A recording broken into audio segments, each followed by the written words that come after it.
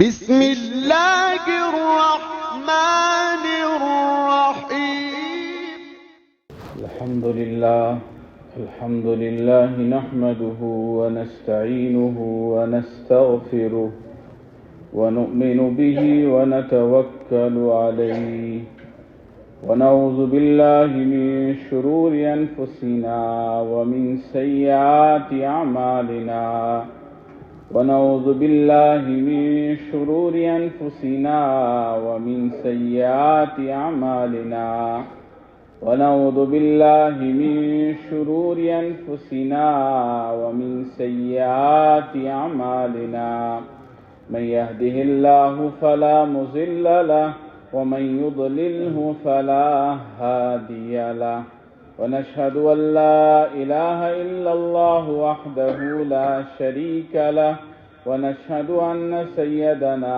وسندنا وحبيبنا ومرشدنا ومولانا محمدا عبده ورسوله صلى الله تعالى عليه وعلى آله وأصحابه وأزواجه وذرياته وبارك وسلم تسليما كثيرا كثيرا أما بعد فأعوذ بالله من الشيطان الرجيم بسم الله الرحمن الرحيم يا أيها الذين آمنوا قوا أنفسكم وأهليكم نارا وقال الله تعالى في مقام آخر أم كنتم شهداء إذ حضر يعقوب الموت صدق الله مولانا العظيم.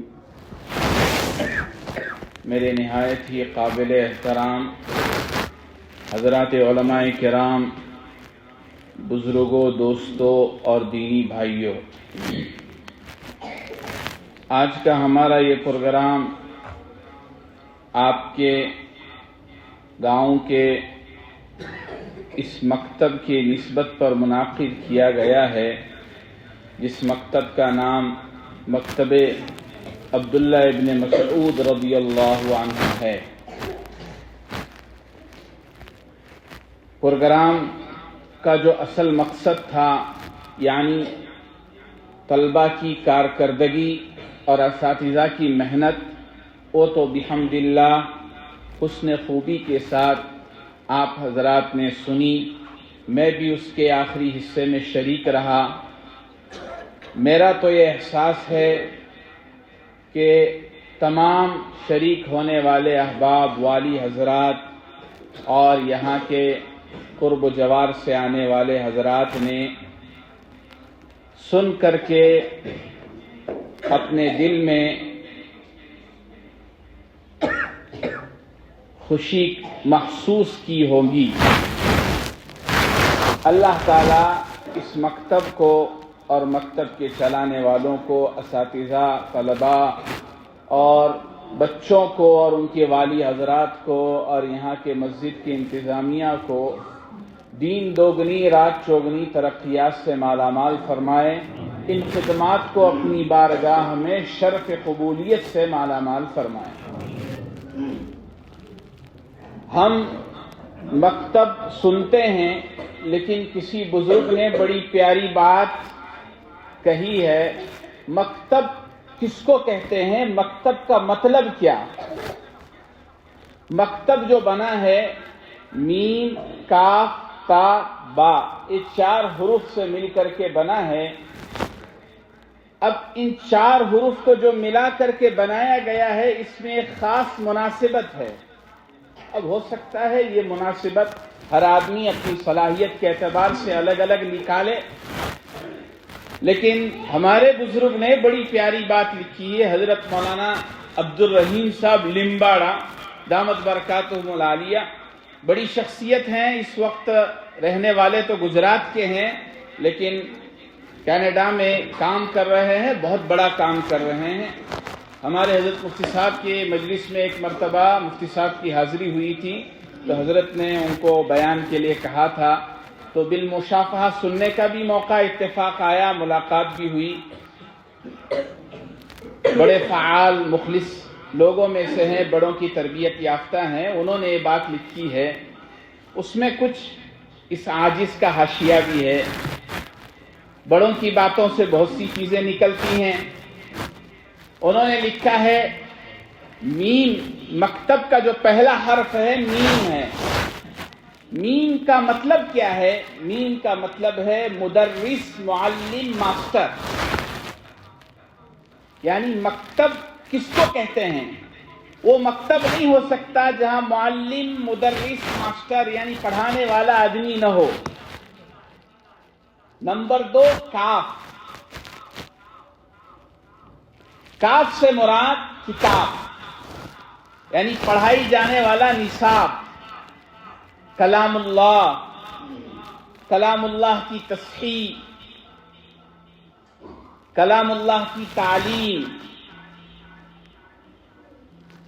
اور تیسرا لفظ ہے تا۔ تا سے مراد 3 چیزیں ہیں۔ ایک ہے تلمیذ، عربی زبان کا لفظ ہے جس کے معنی آتا ہے اسٹوڈنٹ، بچہ، طالب علم۔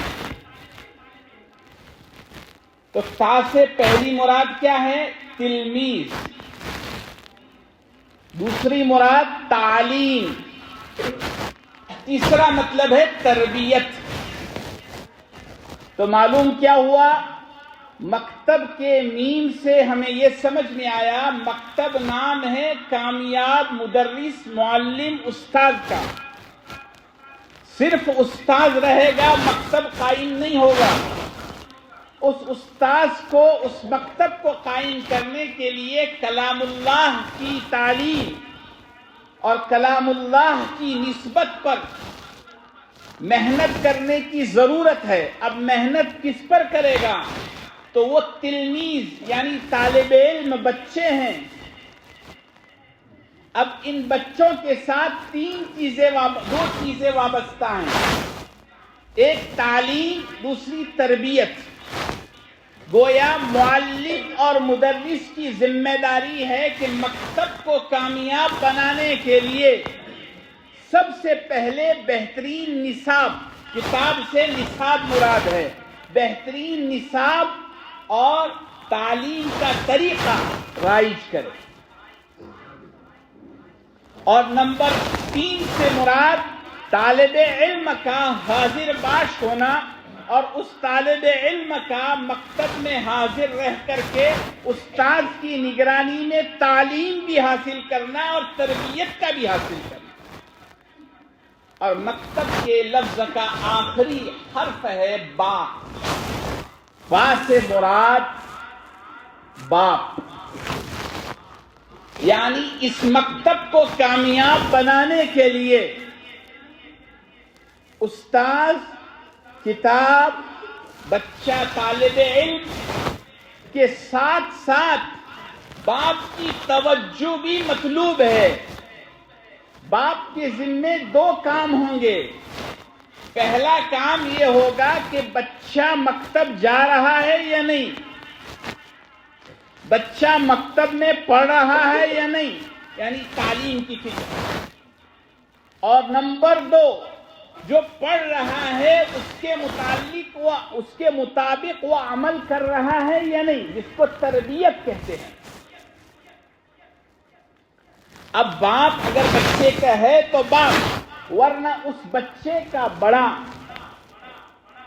تو مطلب خلاصہ یہ نکلا کہ مکتب کا مجموعہ جو ہے اس کی تعریف اور یہ نکلی، ایک کامیاب استاد کامیاب نصاب کے ساتھ، سلیبس کے ساتھ طلبہ کے اوپر، پڑھنے والوں پر، تلمیذوں پر تعلیم اور تربیت کی محنت کرے، اور اس کی یہ محنت کی کامیابی کے لیے اس طالب علم کے بڑے، گھر کے بڑے ذمہ دار باپ کا متوجہ ہونا اور اس کو فکر دلانا اور اس کی تربیت کی فکر کرنا یہ ضروری ہے۔ آج یہ مکتب جو ہم پڑھ رہے ہیں، پڑھا رہے ہیں، یہاں جو علماء کام کر رہے ہیں، یہ معمولی نہیں ہے، یہ اتنی بڑی محنت ہے۔ میں آپ کو زیادہ دور نہیں جانا چاہتا ہوں، ہمارے اس ہندوستان کے اندر آزادی سے پہلے یو پی کے علاقے میں حضرت مولانا مظفر حسین صاحب ایک بہت بڑے بزرگ گزرے ہیں. انہوں نے اپنے زندگی کا اوڑھنا بچھونا یہ بنا لیا تھا کہ غیر آباد مساجد میں جاتے تھے، مسجدوں کو صاف ستھرا کرتے تھے اور مسجدوں کے اندر اطراف والوں میں نماز کی ترغیب دے کر کے مسجد کو آباد کراتے تھے. پوری زندگی ان کا یہ مشن رہا. ان کے ایک خلیفہ تھے جن کا نام ہے حضرت مولانا اسماعیل صاحب. یہ حضرت مولانا اسماعیل صاحب کون ہیں وہ آگے آپ کو بتاؤں گا. حضرت مولانا اسماعیل صاحب ان کے خلیفہ بھی تھے اور رشتے میں داماد بھی ہوتے تھے. حضرت مولانا اسماعیل صاحب کون ہیں؟ آج جو دعوت و تبلیغ کی محنت جس شکل میں چل رہی ہے، اس شکل کے اندر اس محنت کو ہندوستان کے اندر ترتیب دینے والی شخصیت ہمارے اور آپ کے بزرگ حضرت مولانا الیاس صاحب نور اللہ مرقدہ کے والد بزرگوار ہیں. یعنی مولانا اسماعیل صاحب کون ہے سمجھ میں آ گیا آپ کے؟ مولانا اسماعیل صاحب رحمت اللہ علیہ نے اپنے شیخ سے یہ اثر لیا تھا کہ وہ بھی یہی کام کرتے تھے. اسی کام کرنے کے دوران حضرت مولانا اسماعیل صاحب کا انتقال ہو گیا. ان کے بیٹے تھے جو مولانا الیاس کے سوتیلے بھائی ہوتے ہیں، مولانا میاں صاحب. انہوں نے اپنے باپ کی اس محنت کو آگے بڑھایا اور اس محنت کے اندر مساجد کو آباد رکھنے کے لیے اس وقت میں مکاتب کے نظام کو رائج کیا اور مکاتب کے نظام کو ترتیب دیا. اب مولانا میاں صاحب رحمت اللہ علیہ کا بھی انتقال ہو گیا. اس وقت تک ان کے علاقے میں اطراف میں 40 بعض تاریخی روایت کے اعتبار سے 60 مکاتب قائم ہو چکے. اب ان کے انتقال کے بعد یہ سارے نظام کو چلانے کے لیے کوئی شخصیت یہاں موجود نہیں تھی، اس لیے کہ بانی تبلیغ حضرت مولانا الیاس صاحب رحمت اللہ علیہ مظاہر العلوم سہارنپور میں پڑھاتے تھے. کیا کرتے تھے؟ پڑھاتے تھے. تو یہ لوگ جو ان کے ساتھ محنت میں جڑے ہوئے تھے مظاہر العلوم پہنچے اور حضرت مولانا خلیل احمد صاحب سہارنپوری نور اللہ مرقدہ جو ان تمام چھوٹوں کے اس وقت کے چھوٹے کے بزرگ تھے، یعنی حضرت شیخ الحدیث حضرت مولانا زکریا صاحب رحمۃ اللہ علیہ ان کے پیر و مرشد تھے، بڑے بزرگ آدمی تھے، اللہ والے آدمی تھے. ان کے پاس جا کر کے درخواست کی کہ اس محنت کو آگے لے جانے کے لیے کوئی شخصیت ہمیں دیجیے. اس وقت کے اندر حضرت مولانا خلیل احمد صاحب سہارنپوری رحمت اللہ علیہ کی نظر بصیرت کس پر گری؟ حضرت مولانا الیاس صاحب رحمت اللہ علیہ پر گری. یہ میں ایسے ہی ٹھوکم ٹھاک نہیں کر رہا ہوں، اس کے حوالے موجود ہیں، تاریخ موجود ہے. آپ کہیں گے کہ یہ قصور الگ ہے کہ آپ نے پہلی بار سنا ہوگا، لیکن ہے بات حقیقت. تو مولانا الیاس صاحب رحمت اللہ علیہ کو کہاں بھیجا انہوں نے؟ اس کام کے لیے جو ان کے والد بزرگوار اپنے شیخ سے وراثتاً لے کر کے آئے تھے اور ان کے برادر بزرگوار اس کام کو انجام دیا. اب حضرت جب تشریف لائے تو حضرت نے دیکھا کہ لوگوں میں دین کی رغبت اور شوق نہیں ہے، دین کی طلب نہیں ہے، دین سے بیزاری ہے، جیسے آج ہمارے دور میں واپس وہ دور عود کر کے آیا ہے. لوگوں میں دین سے بیزاری ہے, کوئی دین کی بات سننے کے لیے دل سے تیار نہیں. ابھی ہمارے مولانا مفتی حنیف صاحب جون پوری دامت برکاتہم آئے ہوئے تھے, ہمارے یہاں بیٹھے ہوئے ہیں. مولانا حافظ یونس صاحب یہ لے کر آئے تھے اڈگاؤں. تو اس وقت ان کی جو گفتگو ہوئی اس میں وہ جملہ مجھے اتنا پسند آیا, میرے دل کو چھو گیا.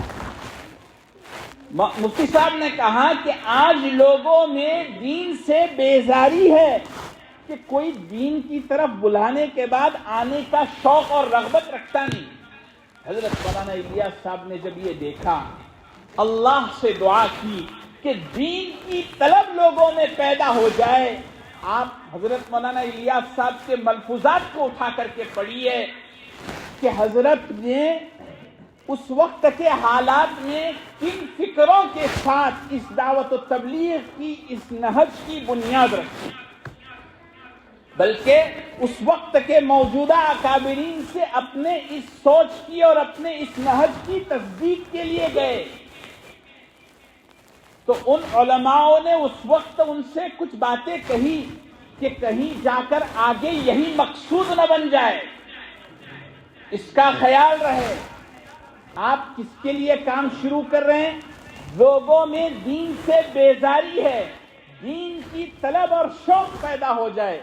تو دین کا شوق اور طلب جب پیدا ہوگی تو مکتب کو بچے بھی ملیں گے, مدرسے کو طلبہ بھی ملیں گے, خانقاہ کو مریدین بھی ملیں گے. یعنی دین کے جتنے شعبے ہیں ان تمام شعبوں کی آبیاری ہوگی, وہ تمام شعبوں کے اندر جان پیدا ہو جائے گی.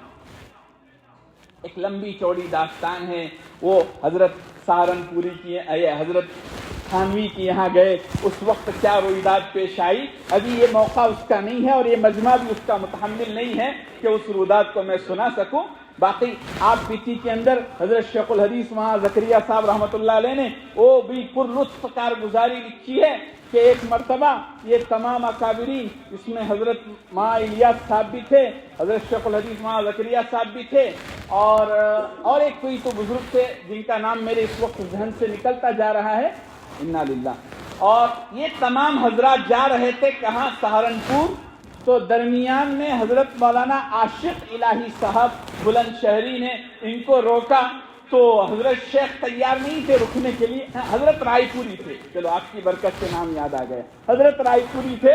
تو وہاں جانے کے بعد جو ان کی گفتگو ہوئی, حضرت شیخ اور حضرت ایک پلنگ پر جو ہے بیٹھے ہوئے, حضرت رائے پوری, حضرت شیخ, اور ادھر حضرت مولانا الیاس صاحب اور حضرت مولانا عاشق الہی صاحب بیٹھے ہوئے ہیں. اب یہ چلتا رہا, ان میں علمی بحث چلتی رہی. بہرحال یہ ہمارے اکابرین ہیں, ہمارے بڑے ہیں, جنہوں نے ہمیں یہ کام دے کر کے گئے. اس وجہ سے آج ہم اپنے اندر ایمان کو دیکھ رہے ہیں, ورنہ تو ارتداد کی ہوائیں اور اس کے خدشے سالوں پہلے شروع ہو چکے. اگر یہ دین کے شعبے مکتب کی شکل میں, مدرسوں کی شکل میں, دعوت کی شکل میں, خانقاہ کی شکل میں ہمارے اکابرین اگر ہمیں نہ دیے ہوتے تو آپ ان ممالک کے حالات کو میری زبانی نہ سنیے, میری کیا حیثیت ہے, ان مدبرین اور مفکرین کے زبانی سنیے جن کو دنیا علامہ اقبال کے نام سے جانتی ہے, جن کو دنیا مولانا ابوالکلام آزاد کے نام سے جانتی ہے, جن کو دنیا مولانا ابوالحسن علی ندوی رحمۃ اللہ علیہ کے نام سے جانتی ہے, جو جہاں دیدہ لوگ تھے. جہاں دیدہ کا مطلب دنیا گھومے ہوئے, پورے دنیا کا سیر کیے ہوئے لوگ تھے. وہ ان لوگوں نے ان اسلامی ممالک کے حالات کو اپنے آنکھوں سے بہت قریب سے دیکھا, جہاں ہزار سال تک مسلمانوں کی عروج پر حکومت رہی, لیکن وہاں اس طرح کا کوئی نظام موجود نہیں تھا جس کے ذریعے سے آنے والی نسلوں کی ایمان کی حفاظت کی جائے. تو ان جگہ پر ایک کمیونسٹ لوگوں کا جب دورہ اور ان کا تسلط ہوا تو وہ تمام علاقے ارتداد کے شکار ہو کر کے آج جو ہے اسلام کا نام لینے والا وہاں کوئی موجود ہے۔ ہمارے حضرت مفتی صاحب دامت برکاتہم العالیہ، اللہ حضرت کو صحت عافیت کے ساتھ لمبی عمر دے، امت کا بہت بڑا سرمایہ ہے۔ میرے حضرت ہیں اس لیے نہیں کہہ رہا ہوں، ان کی ذات کا تعارف کرانے کے لیے ہمارے بڑے بڑوں نے بڑے بڑے جملے کہے ہیں، بس اتنا کافی ہے۔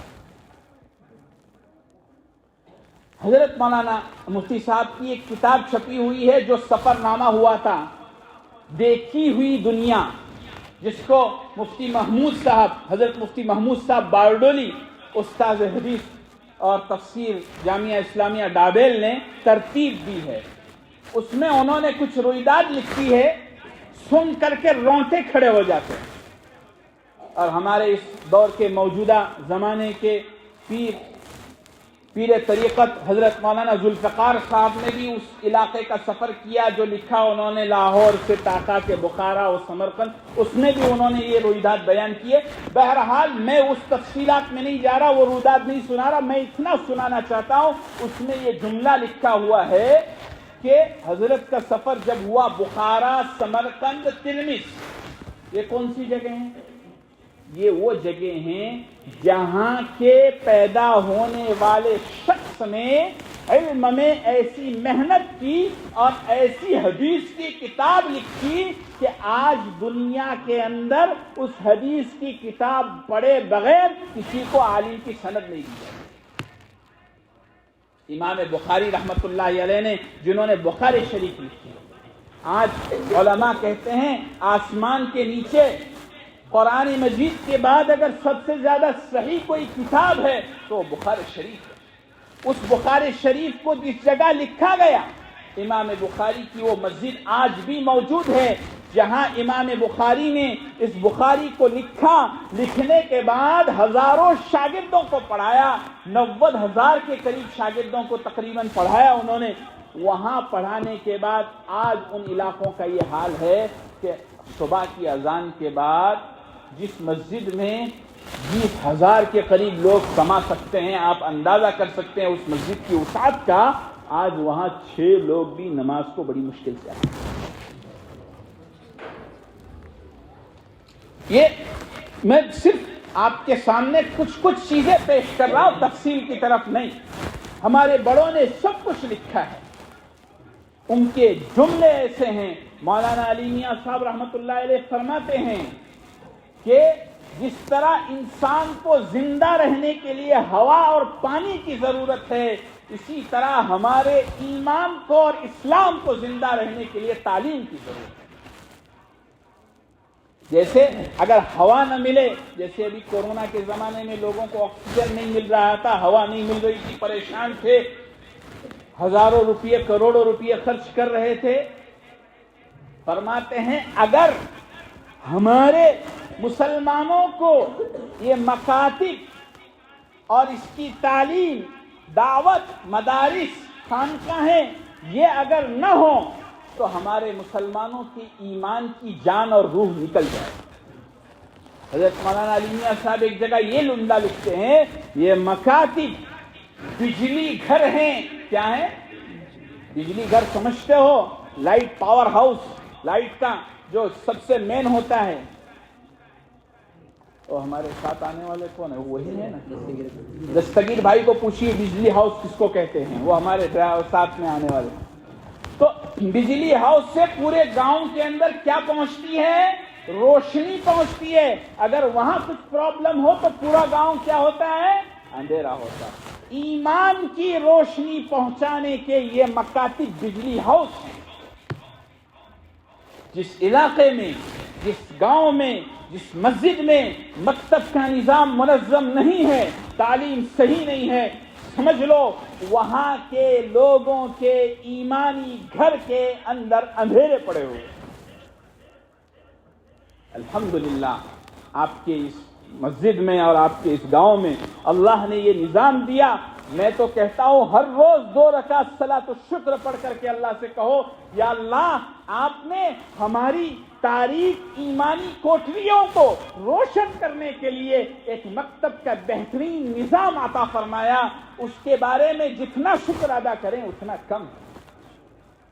مجھے یقین ہے میں منبر رسول کے قریب بیٹھ کر کے علماء کے سامنے بڑی بات کہنے جا رہا ہوں. میں قسم کھا کے کہہ سکتا ہوں کہ جو مکتب میں پڑھنے والے طلبہ ہیں انشاءاللہ ثم انشاءاللہ یہ مرتد ہونے سے محفوظ ہے. اس لیے کہ یہاں اچل کرنجی شہر کے علماء کرام بیٹھے ہوئے ہیں. ابھی 2-4-5 روز پہلے آئے تھے مولانا جاوید صاحب میرے پاس, وہاں مفتی فیروز صاحب. انہوں نے جو کارگزاریاں سنائی اس کی تفصیل سنانے کا وقت نہیں ہے, لیکن انہوں نے جو باتیں سنائی ان باتوں کے بعد دل کے اندر ایک عجیب سی کھڑن پیدا ہوئی. آج ہماری ایمانی جو شمع ہے وہ ماند پڑی ہوئی ہے. حضرت حکیم الامت مولانا اشرف علی تھانوی رحمۃ اللہ علیہ کے بارے میں لکھا ہے, ایک مرتبہ حضرت کو پتا چلا کہ یو پی کے کسی علاقے میں کچھ لوگ مرتد ہو گئے. حضرت کا اس خبر کا اثر حضرت کے دل پر ایک تھا, وہ شمع ایمانی روشن تھی جس کی وجہ سے اس حادثے کا یہ اثر تھا کہ حضرت راتوں کو کروٹیں بدلتے رہتے تھے, نیند نہیں آتی. کھانے کے لیے دسترخوان لگتا تھا, پیٹ کو شدید بھوک لگی ہوئی ہے, نوالا اٹھانے کے لیے ہاتھ آگے بڑھاتے تھے, نوالا لیتے تھے. خیال آ جاتا تھا کہ کچھ دن پہلے ایسی خبر میرے کانوں آئی ہے کہ کچھ لوگ اسلام چھوڑ کر کے گئے. کھانے کا نوالا وہیں سے واپس چلا جاتا تھا, وہ پیٹ میں نہیں جاتا.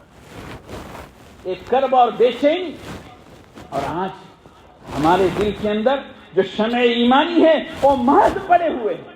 اس لیے ضرورت ہے کہ ہم اللہ کے لیے کوشش کریں کہ ان مکاتب کے نظام کو منظم سے منظم بنانے کی کوشش کریں گے نا بھائی.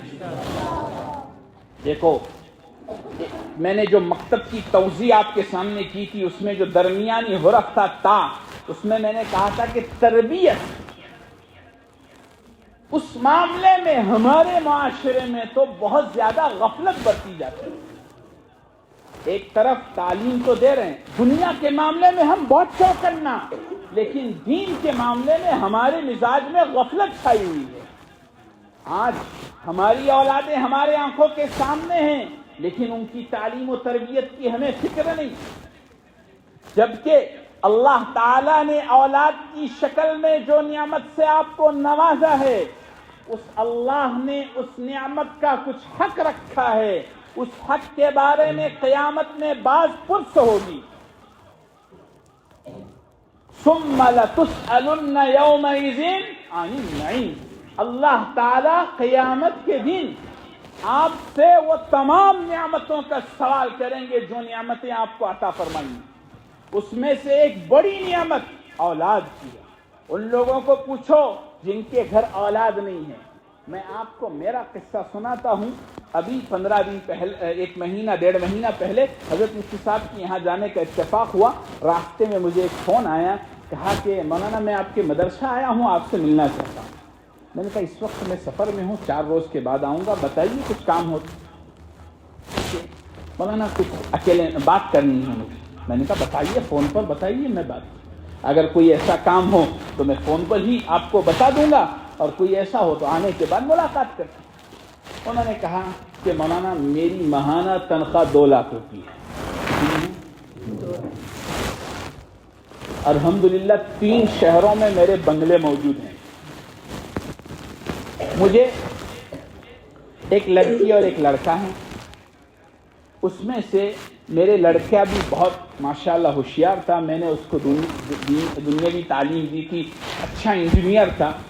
وہ جس جگہ جاب کرتا تھا اس کو بھی 2 لاکھ تنخواہ تھی. ابھی یہ کورونا کے زمانے میں کچھ کیا کہتے ہیں اس کو, بیمار ہوا اور اس کا انتقال ہوا. بولے اس وقت سے آج تک میں بالکل ڈسٹرب ہوں. میرے سامنے یہ ساری نعمتیں ہیچ لگتی ہیں. جس کے لیے کیا تھا وہ تو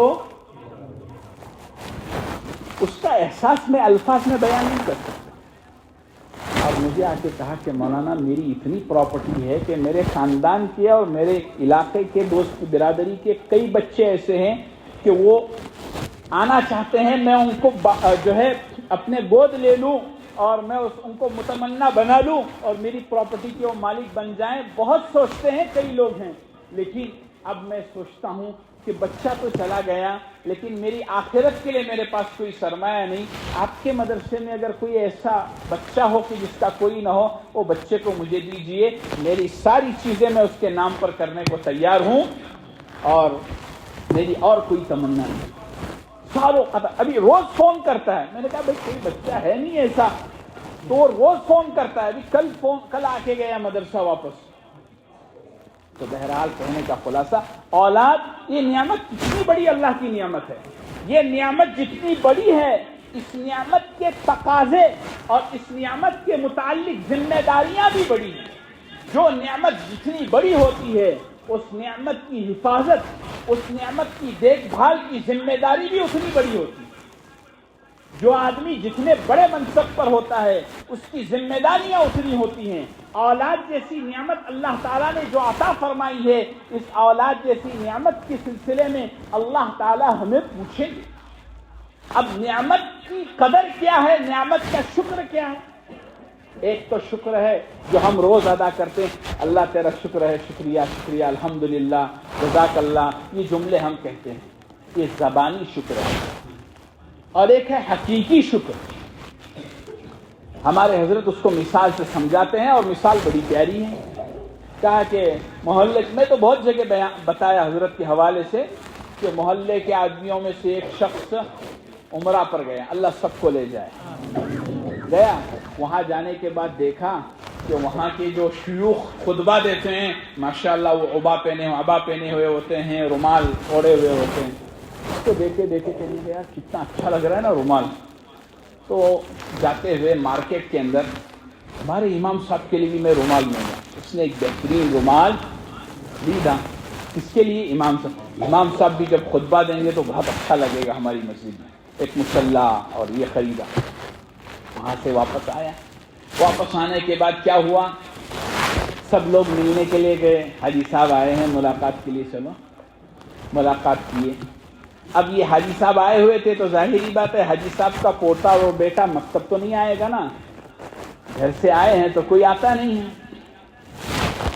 اب سب لوگ ملنے گئے, امام صاحب بھی گئے. امام صاحب جاتے ہی معانقہ, حالات, کارگزاری, کیسا سفر ہوا, کیسے عمرہ ہوا, کیا ہوا, کتنے دن کہاں رہے, سب ہوا. اس کے بعد حاجی صاحب اندر گئے اور اندر سے الماری سے وہ رومال نکالا اور حافظ صاحب سے کہا, حافظ صاحب میں نے وہاں دیکھا وہاں کے شیوخ کو وہ پہن کر کے خطبہ دیتے ہیں, مجھے آپ کی یاد آئی, میں آپ کے لیے رومال لایا ہوں اور یہ امید سے آپ کو دے رہا ہوں کہ آپ خطبہ دیتے وقت اس کو اوڑھ کر کے دیں گے.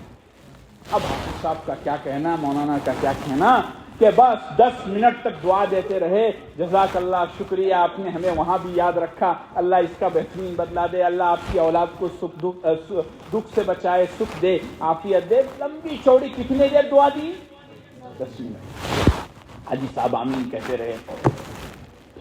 اب 8 دن گزر گئے, ملاقاتیں سب ختم ہو گئی. 8 دن تک پوتا اور بیٹا مکتب تو گیا نہیں تھا.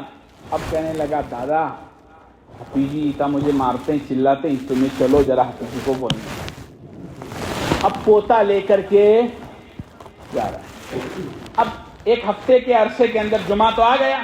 اب جمعہ کے اندر یہ حاجی صاحب پہلی صف میں آ کر بیٹھے ہیں, اس لیے کہ وہاں کی روحانیت انسان کو مسجد کی طرف بار بار لاتی ہے. اور حج سے اور عمرہ سے آنے والوں کا میں نے ہر وقت یہ دیکھا ہے کہ وہ خواب میں بھی وہیں رہتے ہیں. کئی مرتبہ صبح اٹھتے ہیں تو ایسا لگتا ہے یار حرم جانا ہے. ایک نورانیت کے ماحول کے اثرات دیکھیے. اس لیے ہمارے ماحول کو ہمیں درست بناتے ہیں. ہمارے سامنے ہمیشہ تصویریں اور گندی چیزیں اور فلمیں اور گانے اور میوزک رہے گی تو جیسی روح ویسے فرشتے. تو اب جمعہ کے اندر یہ آ کر پہلی صف میں بیٹھے حاجی صاحب کیا دیکھنے کے لیے؟ رومال دیکھنے. امام صاحب رومال میں جا رہا تھا. ہو سکتا ہے گڑبڑ سے آ گئے ہوں گے. اب پوتے کو لے کر کے گئے سفارش کے لیے کہ بھئی میں آیا تھا اس لیے بیٹے نے مکتب چھوڑا تھا, کل بھیجتا ہوں, ذرا بٹھا کے لو ذرا اسے. बताओ, आया था, मैं आया था, लोग मेहमान थे इसलिए मैं भी रोका था।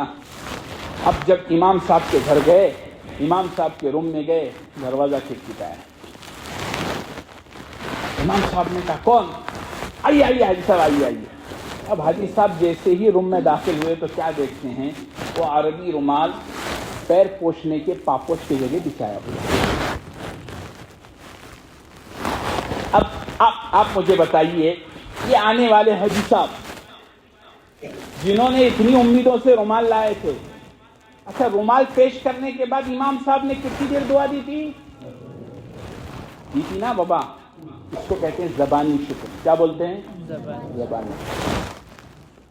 अब यहाँ आने के बाद देखा कि पैरों में वो रुमाल बिछा हुआ है, हाजी साहब के दिल पर क्या गुजरेगी? ये नाकदरा बंदा है, आज के बाद कोई छोटी चीज देने की भी लायक नहीं। होगा ना भाई, ऐसा होगा ना? हजरत फरमाते ये हकीकी शुक्र है। उस रुमाल को जिस मकसद के लिए दिया था, अगर उस मकसद में इस्तेमाल करता, ये हकीकी शुक्र हो। जबकि ज़बानी शुक्र 10 मिनट का कुछ काम, अगर 10 मिनट की बजाय एक ही दुआ देते और उसको ओढ़ के आते तो काम हो जाता। हमारे हजरत फरमाते हैं कि देखो अल्लाह ताला ने जो नियामत हमें दी है औलाद की शक्ल में, इस नियामत का एक शुक्र तो ये है हम अकीका करें, लोगों को दावत करें, पेड़े खिलाएं, जिलेबी खिलाएं और ये खिलाएं और कहें अल्लाह का शुक्र है, अल्लाह ने मुझे औलाद दी, वक्त पर दी, मुंह मांगे औलाद दी, सब दी। लेकिन इसका हकीकी शुक्र क्या? ये ज़बानी से काम नहीं चलेगा। हकीकी शुक्र ये है इस औलाद के देने के बाद इसकी ईमानी और दीनी तालीम और तरबियत के सिलसिले में तुमने क्या किया। देखो औलाद है ना, औलाद इंसान की औलाद होने के बाद कई जिम्मेदारियां इंसान पर आती हैं। पहली जिम्मेदारी ये कि घर वालों और औलाद का क्या? खाने का नज़म करना, पहनने कपड़े लत्ते का नज़म करना, रहने के लिए मकान का नज़म करना। करते हैं ना बाबा? दुनिया के अंदर सारे माँ बाप किसके लिए करते हैं? औलाद के लिए करते हैं ना। 24 घंटे मेहनत किसके लिए करते हैं? खून पसीना किसके लिए बहाते हैं? औलाद की क्या चीज के लिए?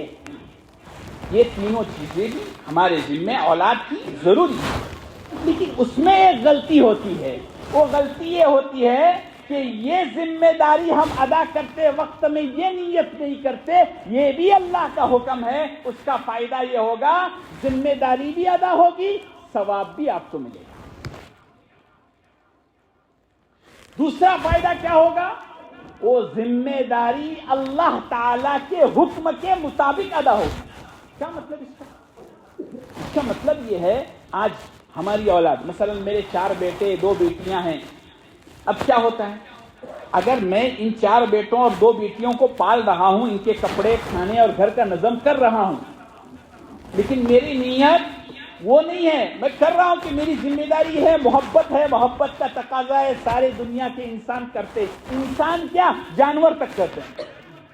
चिड़िया देखो अपने बच्चे के लिए घर बनाती है, खाना लाती है, ठंडी गर्मी से बचने का नज़म करती है। एक शेर देखो, जंगली जानवर देखो, हर चीज। तो इसमें हमारे और उसमें कोई फर्क नहीं है। हम इंसान होने के नाते, और इंसान होने के नाते दूसरे अक़वाम भी हमसे ज्यादा अपनी औलाद के लिए करते हैं। खाने पीने, कपड़े लत्ते का और रहने का नज़म हमसे ज्यादा अच्छा करते हैं।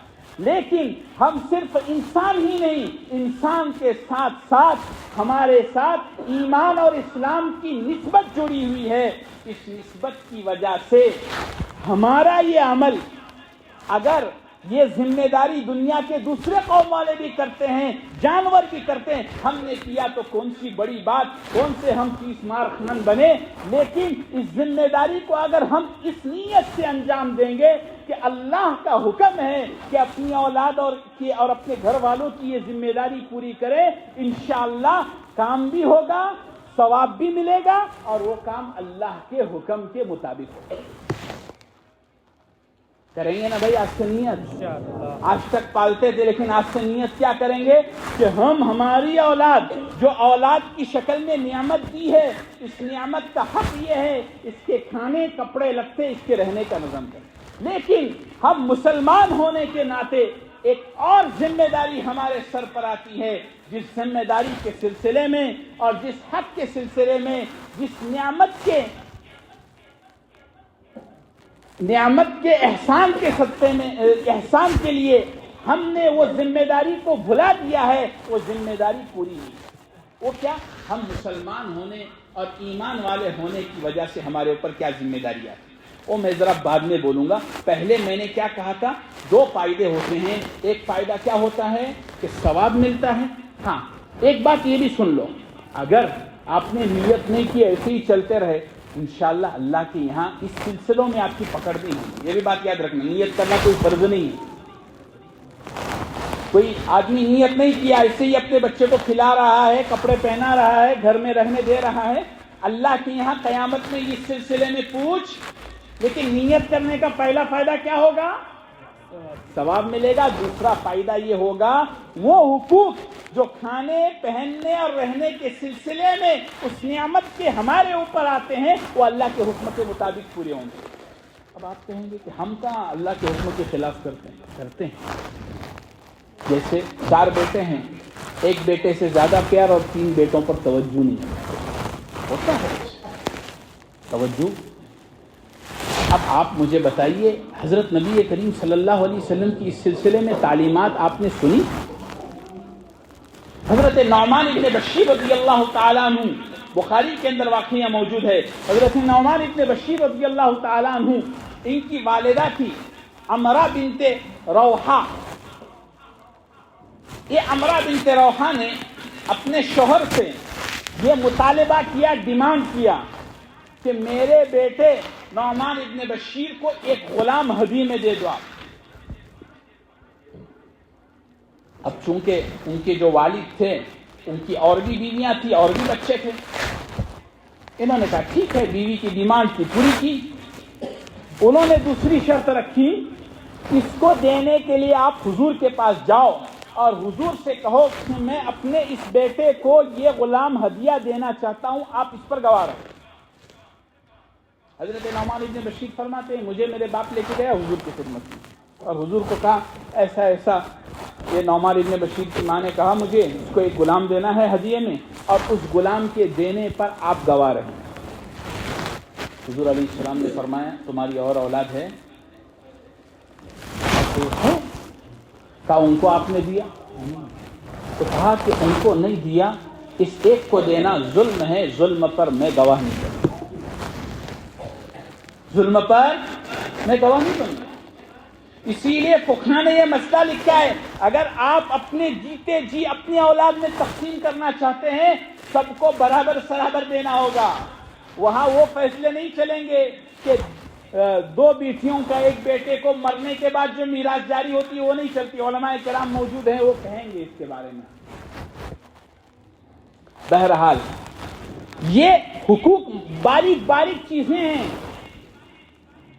یہ ہیں کھانے پلانے کے اندر اور دینے کے اندر حقوق۔ اگر ہم یہ حقوق ادا کرتے ہوئے یہ نیت کریں گے، اللہ ہمیں ایسی باتیں سکھائیں گے اور ہم کو توفیق دیں گے کہ ہم اس حقوق کو اللہ کے حکم کے مطابق پورا کریں، تو انشاءاللہ یہ ہماری اولاد نافرمان نہیں ہے۔ آج اکثر کیا ہوتا ہے معلوم ہے؟ ہمارے اس رویے کی وجہ سے بعض اولادیں ہم سے شکوہ اور دل میں برازگی رکھ کر کے ہمارے نافرمان ہوتے ہیں۔ اس میں ہمارا قصور ہے۔ کیا قصور ہے؟ ہم نے تمام اولاد، جیسے اگر میرا ایک بیٹا میری خدمت کرتا ہے تو دوسرے 3 بیٹے میری دل میں تمنا ہوگی کہ نہیں وہ بھی میری خدمت کرے، ہے کہ نہیں تمنا؟ جب تمنا ہے تو میں محبت کے معاملے میں، دینے کے معاملے میں سب کو برابر رکھوں، وہ بھی فرما بردار بن جائے۔ تو بہرحال کہنے کا حاصل یہ ہے کہ ہمارے اوپر جو اللہ تعالیٰ نے یہ نعمت کی شکل میں دی ہے، اس کا ایک حقوق تو یہ ہے، اور بھی اس کے بہت سارے بے شمار فائدے۔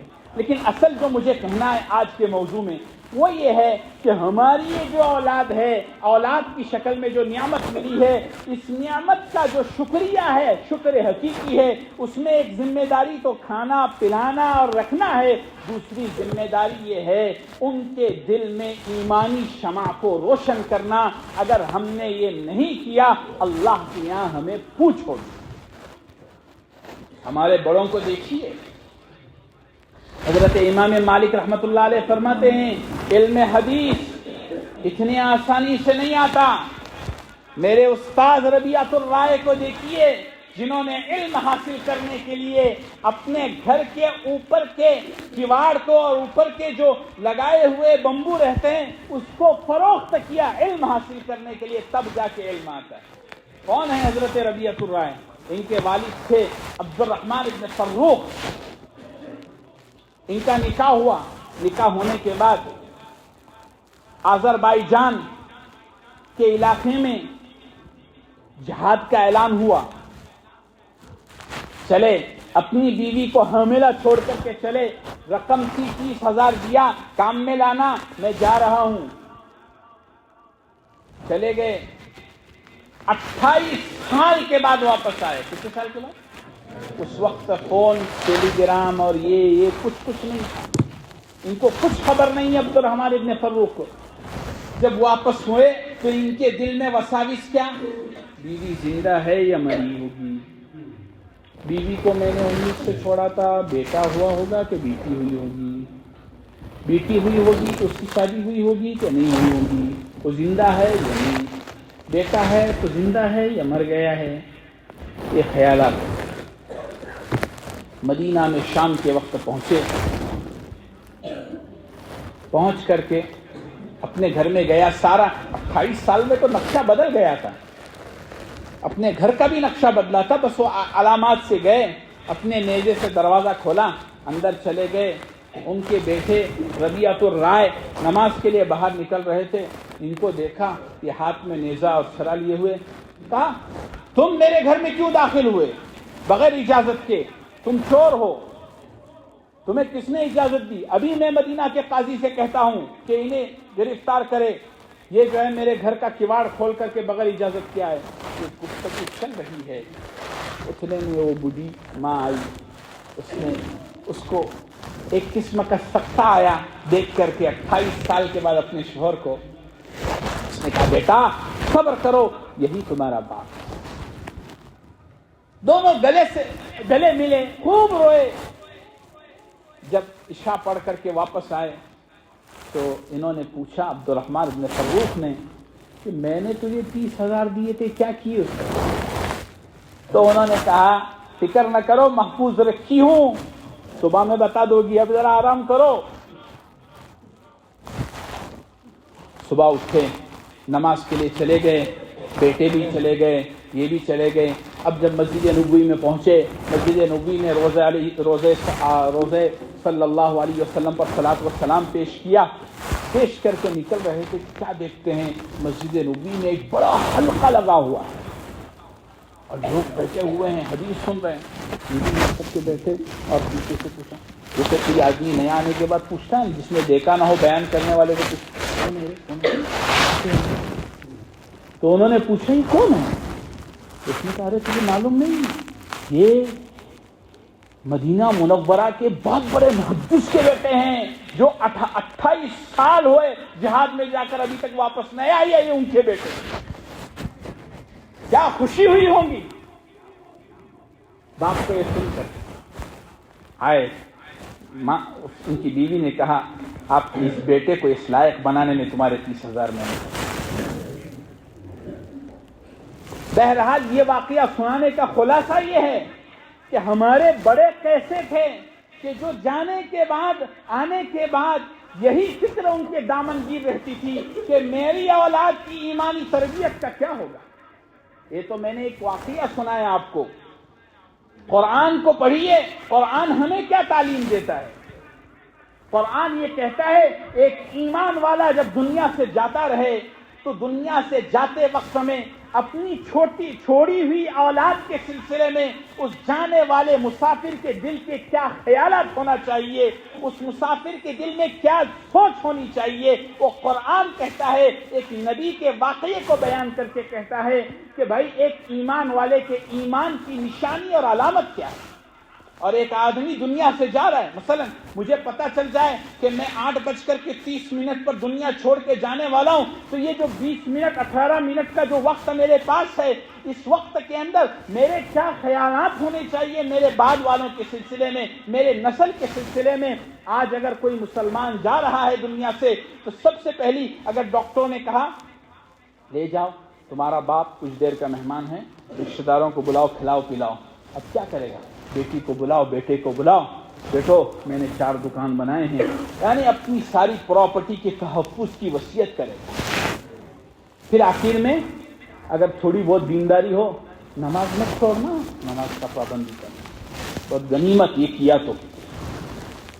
لیکن قرآن کہتا ہے کہ تم دنیا سے جانے لگو. ہمارے حضرت فرماتے ایک جگہ ایک بہت پیارا جملہ لکھا ہوا تھا، ہر آدمی دنیا سے جاتے وقت میں یہ فکر کرتا ہے کہ میرے بعد میرے اولاد کا کیا ہوگا، کبھی یہ نہیں سوچتا اولاد کے مرنے کے بعد اس کا کیا ہوگا. اتنا بڑا جملہ ہے، میرے بعد میری اولاد کا کیا ہوگا یہ تو سوچتا ہے، اولاد کے مرنے کے بعد اس کا کیا ہوگا یہ نہیں سوچتا. تو حضرت یعقوب علیہ السلام کا واقعہ قرآن بیان کرتا ہے. قرآن کہتا ہے کہ حضرت یعقوب علیہ السلام کون؟ معمولی آدمی نہیں، جس کے والد حضرت اسحاق بھی اللہ کے نبی، ان کے دادا حضرت اسماعیل بھی اللہ کے نبی، حضرت یعقوب کے چچا حضرت ابراہیم، حضرت یعقوب کے والد اسحاق، ان کے والد ابراہیم، یعنی دادا باپ پوتے تینوں کیا ہیں. اور مزید ایک رشتہ کہ ابراہیم علیہ السلام کے 2 بیٹے تھے، ایک کا نام اسحاق تھا، ایک کا نام اسماعیل تھا، گویا کہ چچا بھی کیا ہیں؟ نبی. اور آگے 12 بچے، اس میں بھی ایک نبی. ابھی آپ مجھے بتائیے اس خاندان کے سلسلے میں آپ کا کیا خیال ہوگا؟ اس خاندان کے ایمانی ماحول کے سلسلے میں آپ کو شک ہے کہ اس خاندان میں جس کا دادا، جس کا چاچا، جس کا باپ، جس کا بیٹا، جس کا پوتا سارا کے سارے انبیاء ہو، اولو العزم نبیوں میں جن کا شمار ہوتا ہو، ایسے انبیاء اس میں موجود ہو، ایسے خاندان کے سلسلے میں تمہارا کیا خیال ہوگا کہ اس خاندان کے ماحول میں پرورش پانے والے بچے کے ایمان میں کوئی کمزوری ہو سکتی ہے؟ اگر کسی کا خیال بھی آ گیا تو میں کہتا ہوں اس کا ایمان کمزور ہے. حضرت یعقوب علیہ السلام کے موت کا وقت آیا. اللہ کیسے اچھے انداز میں اس واقعے کو بیان کر رہے ہیں، قربان جائیے. مفسرین کہتے ہیں کتنا پیارا انداز اللہ نے اپنایا. اللہ فرماتے ہیں ام کنتم شہداء اذ حضر یعقوب الموت. جیسے کیا ہوتا ہے تمہارے گاؤں کے اندر آج سے 25 سال 50 سال پہلے کوئی واقعہ ہوا ہوگا نا، تو بڈھے لوگ ہوتے ہیں نا عمر والے، وہ جوان کو پوچھے ارے تجھے معلوم ہے کیا تو ایک واقعہ ہوا تھا تو ہمارے گاؤں میں یہاں بوڑی میں ایک عورت کودی تھی تو وہ کیا بولتا ہے ارے مجھے کیا معلوم ہے، ارے میں تھا وہاں، میں اپنے اکا کے قصوں تجھے بولتا ہوں. بولتے ہیں نا، انسان بولتے ہیں نا. آپ کے گاؤں میں نے ایک مثال دی، معلوم تھا اس کے. بہرحال جس کو معلوم نہیں وہ معلوم والوں سے پوچھ لے واقعے کی وجہ سے. تو پوچھتے اللہ تعالیٰ فرما رہے ہیں اے میرے بندو، جس وقت یعقوب کی موت کا وقت آیا اس وقت تم وہاں موجود تھے. ہم کیا جواب دیں گے؟ ارے اللہ ہم کیا، ہمارے باپ دادا ہمارا خاندان بھی موجود نہیں تھا. ایسا یعنی ہمارا کوئی موجود کہاں، کتنے 100 سال پہلے کی بات، ہم تو نہیں. اللہ فرماتے ہماری ذات موجود تھی، ہم سناتے ہیں کیا ہوا. سنو، دیکھو کتنا پیارا انداز ہے، واہ ماشاءاللہ. تو کہتے ہیں ہم اس وقت موجود تھے. کیا ہوا؟ یعقوب علیہ السلام کو ایسا محسوس ہوا اب میں دنیا سے جانے کے لیے چند لمحات باقی ہیں، میں دنیا سے پردہ فرما رخصت ہونے والا ہوں. ایسا ان کو محسوس ہوا، فیل ہوا. تو انہوں نے کیا کیا؟ ارے بچوں کو بلایا، بیٹے ادھر آؤ. بلا کر کے کیا پوچھا؟ ما تعبدون من بعدی، اے میرے بیٹو میرے مرنے کے بعد تم کس کی عبادت کرو گے، کس کی پوجا کرو گے؟ مفسرین نے ایک نقطہ لکھا ہے یہاں.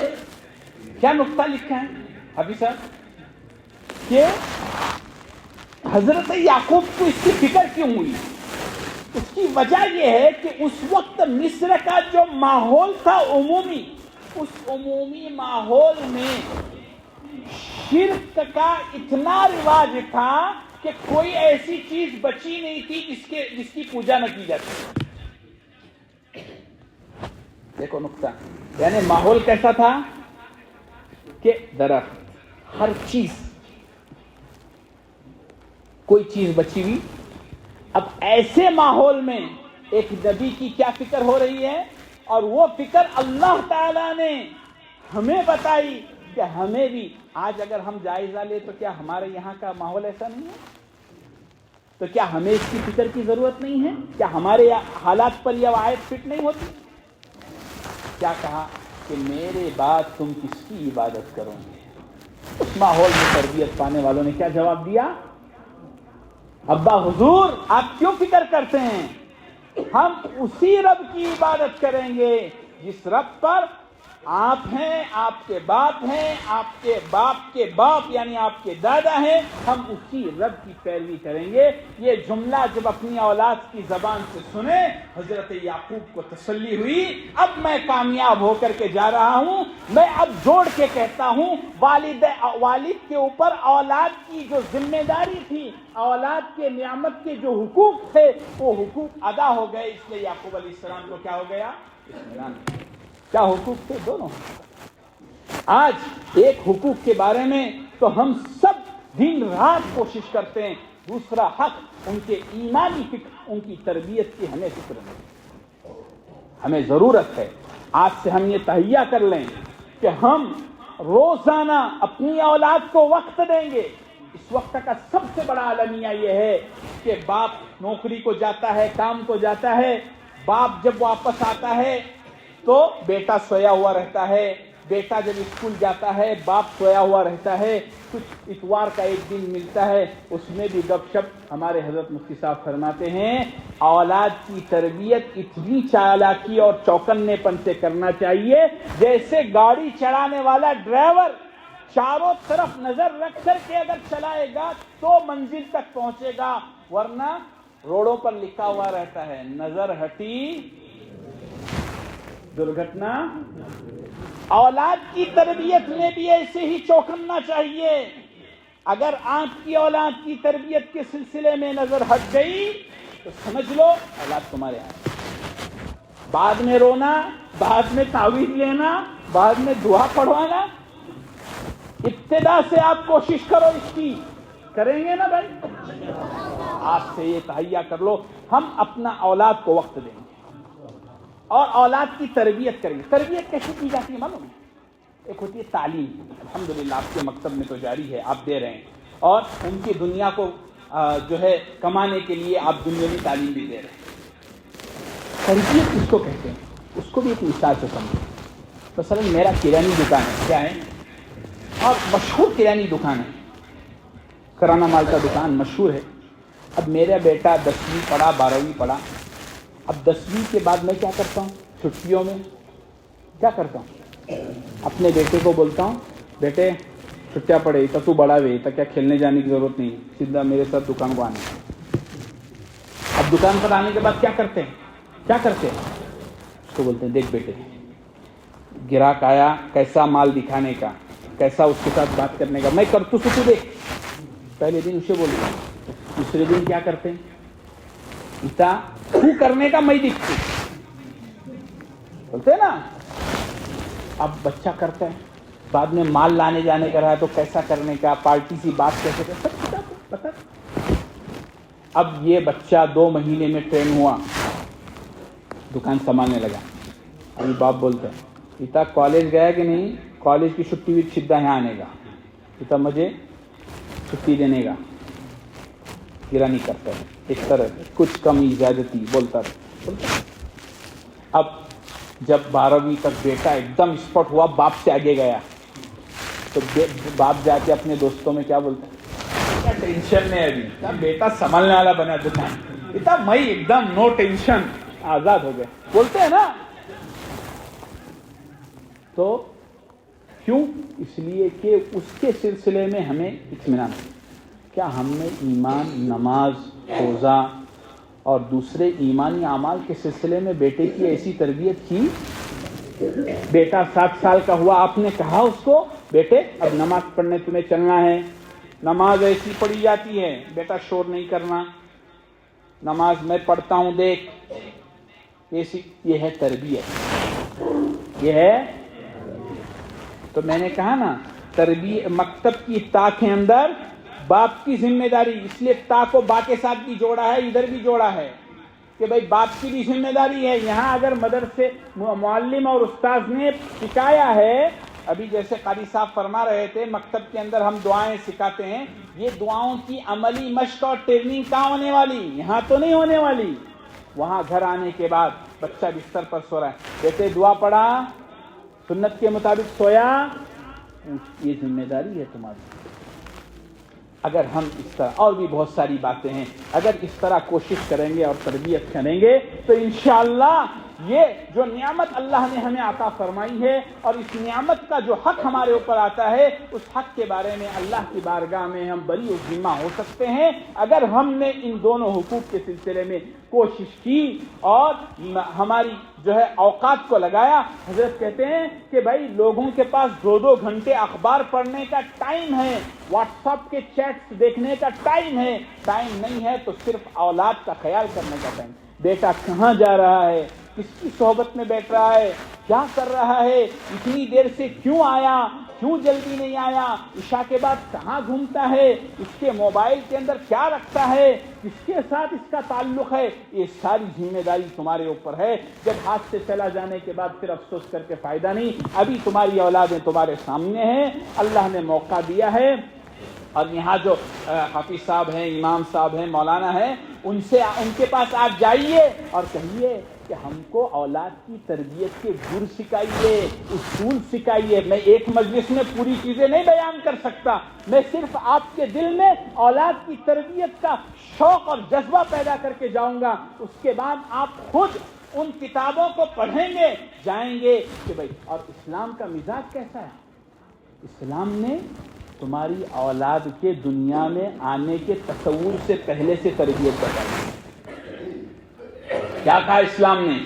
اگر تم چاہتے ہو کہ تمہاری اولاد نیک ہو تو سب سے پہلے اپنے بیج کو جس زمین میں ڈالنا چاہتے ہو وہ زمین 3-4 طرح کی ہوگی۔ آج نکاح جو ہوتے ہیں وہ 4 طرح کے ہوتے ہیں، یا تو اس کا حسن، یا تو اس کا مال، یا تو اس کا خاندان، یا تو اس کا دین۔ حدیث میں آتا ہے کہ اگر دین کے ساتھ حسن ہے نور علی نور، دین کے ساتھ حسن مال ہے نور علی نور، نور علی نور، اس کے ساتھ خاندان بھی ہے اور ایک نور بڑھا۔ لیکن اگر 2 رشتے آپ کے سامنے ہیں، ایک رشتہ تھوڑا سا ساولا ہے لیکن دینداری ہے، دوسرا رشتہ خوبصورت ہے دینداری نہیں ہے، شریعت تمہیں کہتی ہے اس کو ایکسپٹ کرو، قبول کرو، اس کو قبول مت کرو۔ یہ شریعت نے ہمیں تعلیم ہے، اس لیے کہ اگر اس میں دینداری ہوگی اور اس کے بعد حلال روزی کھاؤ۔ ایک بزرگ تھے، ان کا بیٹا جو ہے نا ایک نمبر کا شرابی اور بیکار نکلا۔ لوگوں نے پوچھا کہ حضرت آپ اتنے بڑے اللہ کے بزرگ اور آپ کا بیٹا ایسا؟ کہا کہ میرے پیٹ میں کچھ حرام غذا چلی گئی تھی، ڈاؤٹ فل غذا۔ حضرت مولانا انظر شاہ کشمیری رحمت اللہ علیہ کے خطبات کشمیری ہیں، اس میں ایک واقعہ لکھا ہے۔ ایک باپ نے یہ طے کر لیا، میاں بیوی نے، کہ بھائی دیکھو اللہ ہمیں اولاد کی خوشخبری دینے والے ہیں، ہم یہ تہیا کرتے ہیں کہ یہ اولاد کے آنے سے پہلے ہم اپنے آپ کو بچائیں گے، سیف رکھیں گے، کوئی گناہ نہیں کریں گے، غلط کام نہیں کریں گے، تاکہ ہماری اولاد کیا ہو، عبد القادر جیلانی ہو۔ تو کیا ہوا؟ بچہ ہوا بڑا نیک، تھوڑا بڑا ہوا، اب جا کر پڑوس کے گھر میں چوری کیا۔ اب کو آیا غصہ، یہ لے کر آیا ڈنڈا اور بیوی کو کہنے لگا دیکھ میں میرے وعدے میں سچا نکلا، تو سچ بتا۔ بولے وہ پیٹ میں تھا اس وقت، میں بازو والے کے گھر سے جو بیر کا درخت آتا ہے، بیر کا، اس درخت کے شاخ سے ایک بیر لٹکا تھا، میں بغیر اجازت کے بیر اگر ہم حرام کا کھائیں گے تو ہم کیسے امید رکھ سکتے ہیں؟ اس لیے اپنی کمائی کو حلال بنائیے، اپنی کمائی کو حلال بنائیے۔ پھر دیکھیے ہماری اولاد کی کیسی تربیت ہوتی ہے۔ بہرحال یہ کچھ موٹی موٹی باتیں میں نے آپ کے سامنے پیش کی ہیں۔ اللہ تعالیٰ مجھے ہم سب کو اس پر عمل کرنے کی توفیق عطا فرمائے، اور اس مکتب کو اللہ تعالیٰ بے حد ترقیات سے مالا مال فرمائے، دین دوگنی رات چوگنی ترقیات سے نوازے، پڑھنے والے بچوں کو علوم نافعہ، اعمال صالحہ، اخلاق فاضلہ سے آراستہ فرمائے، علم عمل صلاح کا پیکر بنائے، ان کی والدین کی امید سے بڑھ کر بنائے، اساتذہ کو اللہ تعالیٰ بہترین بدلہ عطا فرمائے، اور ان کو دارین میں اللہ تعالیٰ جو بہتر اس کی جزا ہو سکتی ہے وہ دے دیں۔ یہ بہت بڑی بات ہے، اور آپ ان کی قدر کیجئے۔ اللہ تعالیٰ نے ایسے آپ کو اساتذہ دیے ہیں جو آپ کے بچوں اور اولاد پر محنت کر رہے ہیں، ان کا خیال رکھیے، میں آپ سے درخواست کروں گا۔ اور دوسری بات یہ ہے، جو یہاں کے انتظامیہ اور ٹرسٹ ہیں اور دوسرے جو ہے مسجد کے ذمہ دار اور مسجد وار لوگ ہیں جنہوں نے اس مکتب کی کامیابی اور جلسے کی کامیابی کے لیے کوشش کی، آئندہ امید رکھوں گا خصوصاً وہ نوجوان ٹیم جو قاری صاحب کے ساتھ اور حافظ صاحب کے ساتھ کام کرتی ہے، وہ آئندہ اس سے بھی زیادہ اچھے انداز میں بڑھ چڑھ کر کے حصہ لے کر مکتب کے اس نظام کو اور تعلیم کو ترقی دلانے میں کوشش کریں گے نا بھائی؟ دوسرے حافظ موسیٰ صاحب ہمارے بزرگ نے ایک بات کہی کہ صرف یہاں تک محدود نہ رہے، یہاں تک محدود کیا ہونا چاہیے؟ ہمارے اس شہر کے ہر مسجد میں، میں کہتا ہوں ہر محلے میں، ہمارے اطراف میں، حافظ صاحب کو تو چونکہ ان کا ننیال ہے، گاؤں کے نام یاد ہے، مجھے یاد نہیں ہے، وہ تمام دیہاتوں میں مکتب کا منظم نظام یہ ہے، چراغ سے چراغ جلا کرتے ہیں، یہاں چراغ روشن کرنے کی کوششیں جنہوں نے کی ہے الحمدللہ روشن ہوتا جا رہا ہے، اور اس کی وجہ سے آپ اس کا نتیجہ بھی دیکھتے جا رہے ہیں۔ یہاں تک محدود رہ کر کے ہاتھ پر ہاتھ دھرے بیٹھے نہ رہے۔ دنیا کے معاملے میں ہم کتنے چوکنا، ایک گاؤں کی ڈسٹرکٹ ملی اور ایک کمپنی کا یہ ملا، ایک گاؤں کا دوسرے گاؤں کا بھی مزید ملنا، ایک کمپنی کھولی دوسرے کمپنی کی فکر، ایک دکان سے دوسرے دکان کی، سمجھے، ایک زمین ہے دوسرے زمین کی، جاب کرتا تھا، نوکری کرتا تھا، جو ہے بونس مل گیا، یہ مل گیا، جو ہے ریٹائر ہونے کے بعد مل گیا، تو سب سے پہلے اس کو کہاں لگانے کا، اچھی کیسی فکر دنیا کے، ایسے اس مکتب کے نظام کو جاری رکھنے کی فکر آپ لوگ کریں گے، یہ امید رکھتے ہوئے میں اپنی بات کو ختم کرتا ہوں۔ آمین وآخر دعوانا الحمدللہ رب العالمین۔ سبحان ربی العلی الاعلی الوہاب، سبحان اللہ بحمدہ عدد خلقہ ورضا نفسہ وزینۃ عرشہ ومداد کلماتہ، یا رب لک الحمد کما ينبغی لجلال وجہک وعظیم سلطانک، یا اللہ یا رحمان یا رحیم۔ پیارے اللہ، ہمارے گناہوں کو معاف فرما، ہمارے خطاؤں سے درگزر فرما، مولا گناہ گار ہیں، خطاکار ہیں، سیاہکار ہیں، اقراری مجرم بن کر کے آپ کے سامنے حاضر ہے، مولا فضل کا معاملہ فرما، عدل کا معاملہ نہ فرما، مولا یہ جو مکتب کی محنتیں ہو رہی ہیں، تعلیم کی محنتیں ہو رہی ہیں، اس کو بے حد قبول فرما، ریاکاری دکھاوے نمود سے اس کی حفاظت فرما، کام کرنے والوں کو، پڑھنے والے پڑھانے والوں کو، ساتھ دینے والوں کو، تن من دل سے خدمت انجام دینے والوں کو اخلاص، للہیت، تقوی کی دولت سے مالا مال فرما، وہ تمام خوبیاں عطا فرما جو اس نظام کو منظم بنانے کے لیے ضروری ہے، ان تمام خامیوں سے ان کی زندگیوں کو پاک فرما جس کی وجہ سے یہ نظام کے اندر خامی اور کوتاہی رہ جائے، اور جو فرائض منصبی آپ نے ہمیں دی ہیں اس میں کوتاہی سے بچا، جو نعمتیں آپ نے ہمیں دی ہیں اس نعمتوں کی قدردانی کی توفیق نصیب فرما، اس نعمتوں کی شکر کے سلسلے میں جو حقوق ہم پر عائد ہوتے ہیں ان تمام حقوق کو حسن خوبی کے ساتھ ادا کرنے کی توفیق عطا فرما۔ مولا جو نعمتیں، جو قوا و اسباب و وسائل آپ نے ہمیں دیے ہیں اس کو اپنی رضا پر اور تیری خوشنودی پر صرف کرنے کی توفیق نصیب فرما۔ مولا کریم یہاں موجود تیرے تمام بندوں کی دلی نیک جائز تمناؤں مرادوں کو پورا فرما، ہمارے بیماروں کو شفا عطا فرما، مقبوضوں کے قرضوں کی ادائیگی کو پیدا فرما، مقدمات میں محفوظوں کو بری فرما، قید و بند میں محبوسوں کو رہائی نصیب فرما، بے جوڑوں کو جوڑے عطا فرما، بے اولادوں کو اولاد عطا فرما، بے روزگاروں کو روزگار عطا فرما، جنہیں اولاد دی ہیں ان کی اولاد کو تیرے نبی کا مطیع اور فرما بردار، ان کے والدین کی آنکھوں کی ٹھنڈک بنا، علم عمل صلاح تقویٰ سے ان کو آراستہ فرما، برے ماحول کے برے اثرات سے، بری لوگوں کی برائی کا نشانہ بننے سے، بری صحبتوں سے حفاظت فرما، ہم سب کو تقوی والا ماحول نصیب فرما، ہمارے گھر کے تمام افراد کی تربیت فرما، ہمارے گھر کو جنت نما بنا، ظاہر اور باطن کے اندر اپنی رضا والی کام کرنے کی توفیق نصیب فرما، باقی میں تمام رذائل کو ہم سے ختم فرما، محاسن اخلاق سے ہمیں مزین فرما۔ اللہ جو کچھ کہا گیا ہے وہ آپ کے فضل اور توفیق سے کہا گیا ہے، اس میں ہمارا کوئی کمال نہیں ہے، ہم اس لائق نہیں تھے، لیکن آپ نے اور آپ کے نیک بندوں کی دعاؤں نے ہمیں اس قابل بنایا تو کچھ کہہ سکیں۔ مولا ان نیک بندوں کی اس چاہیے جمیلہ کو قبول فرما کر دارین میں انہیں بہترین جزا عطا فرما، اور جو کہی گئی باتیں اس کو ہم سب کو اس پر عمل کرنے کی توفیق عطا فرما۔ مولا کریم ہمارے علاقے کے اندر مکاتب کے نظام کو منظم فرما، گلی گلی کوچے کوچے میں مکاتب کی شمعوں کو جلا دے، مکاتب کا بہترین نظام عطا فرما۔ مولا دعوت و تبلیغ کی محنت کو قبول فرما، اس کے تمام کوششوں کو اور کام کرنے والوں کو اخلاص کی دولت سے مالا مال فرما، مدارس کو قبول فرما، مدارس میں کام کرنے والوں کو اخلاص و للہیت کی دولت سے مالا مال فرما، خانقاہی نظام کو عام فرما، خانقاہی نظام کے بہتر جو ہے طریقے ہمارے علاقے میں جاری و ساری ہونے کے فیصلے فرما، ہمارے مشائخین کی حفاظت فرما، سب کو صحت عافیت کے ساتھ لمبی عمر عطا فرما۔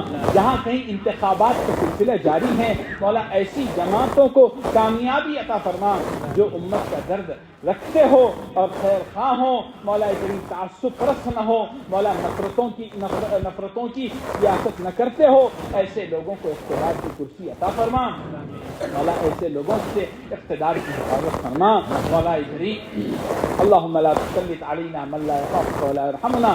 پیارے اللہ آج تک اس سے مانگ کر کبھی محروم نہیں ہوئے، اب اور اب کے بعد بھی محروم نہ فرما۔ صلی اللہ تعالی علی خیر خلق محمد و آلہ و صحبہ اجمعین۔